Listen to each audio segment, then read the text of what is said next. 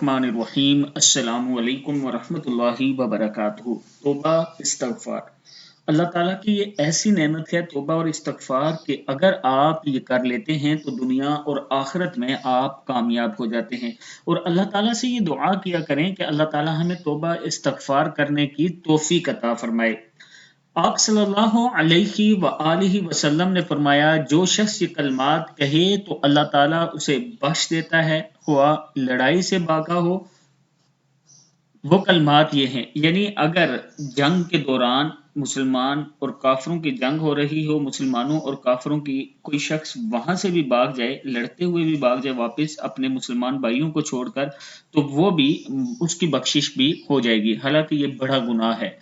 तो आज वो कलमात मैं आपको पढ़ना सिखा रहा हूँ। बिस्मिल्लाहिर्रहमानिर्रहीम। अस्तगफिरुल्लाहल्लज़ी ला इलाहा इल्ला हुवल हय्युल क़य्यूम व अतूबु इलैहि।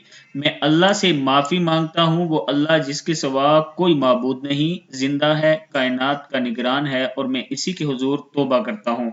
दुआ फिर सुन लें। अस्तगफिरुल्लाहल्लज़ी ला इलाहा इल्ला हुवल हय्युल क़य्यूम व अतूबु इलैहि। सदक़ल्लाहुल अज़ीम।